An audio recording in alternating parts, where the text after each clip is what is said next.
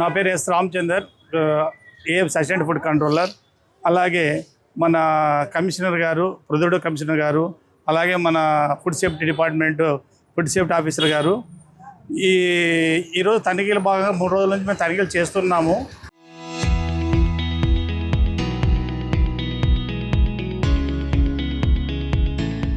ఈ తనిఖీలు ఎందుకంటే మామూలుగా ఈ 3 రోజుల నుంచి కూడా ఈ food safety department, commissioner and మా డైరెక్టర్ గారు అందరి సమక్షంలో కూడా ఈ రైడ్స్ చేసి మొన్న జరిగినటువంటి విశాఖపట్నం అయితేనేమి, తర్వాత ఇంకోటి రాజమండ్రిలో అయితేనేమి, అక్కడ జరిగినటువంటి విశేషాల వలన ఈ రైడ్ జరుగుతున్నాయి.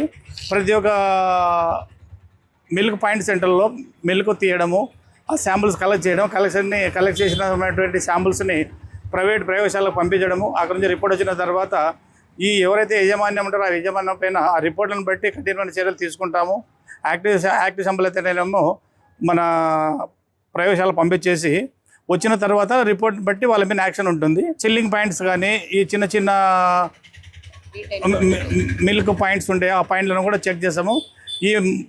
ఈ దాడిలో ప్రత్యేకమైనటువంటి దాడులు కంటిన్యూగా ఈరోజే కాదు, ప్రతిరోజు కూడా జరుగుతుంటాయి. 28, 29, 1, 2, 3 మార్చి వరకు కూడా జరుగుతుంటాయి.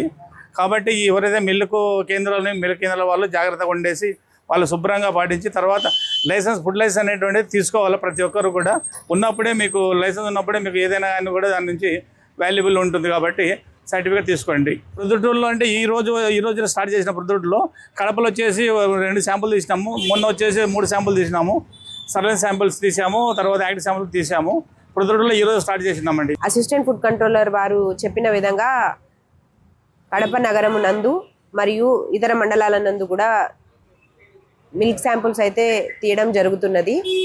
తర్వాత మున్సిపల్ కమిషనర్ వారు కూడా అక్కడ ఉన్న హైజీనిక్ అండ్ శానిటరీ కండిషన్స్ మీద కూడా చర్యలు తీసుకుంటారు. ఈ పాలు ఏదైతే ఉందో అందులో అడల్టరెంట్స్ గుర్తించడానికి లైక్ యూరియా, స్టార్చ్ ఇవి ఏదైనా కల్తీ ఉన్నట్లయితే మనము ఖచ్చితంగా మిల్క్ని అలాగే చెప్పలేము. సో వాటిని ల్యాబ్కి అయితే పంపిస్తాము. హైలీ క్వాలిఫైడ్ అక్రిడేటెడ్ ల్యాబొరేటరీకి పంపిస్తాము. అక్కడ నుంచి వచ్చిన రిపోర్ట్స్ 14 నుంచి 20 రోజుల్లో వస్తాయి. సో అక్కడ నుంచి రిపోర్ట్స్ రాగానే మనము చర్యలు అంటే రిపోర్ట్స్ సివియారిటీని బేస్ చేసుకొని కేసులు కట్టడం అయితే జరుగుతుంది. క్రిమినల్ కేసులు అయితే ఏమి, సివిల్ కేసులు అయితే ఏమి కట్టడం జరుగుతుంది. సో మనము డైలీ యాక్టివిటీస్ కూడా కమిషనర్ ఆఫ్ ఫుడ్ సేఫ్టీ మరియు కలెక్టర్ గారికి తెలుపుతున్నాము. ఇంకొకటి ఏంటంటే ఎవరైనా మన ప్రజల ఎవరైనా ఫిర్యాదు ఏదైనా చెప్పాలనుకుంటే 1100 కూడా తెలియజేయవలసిందిగా తెలియజేస్తున్నాం.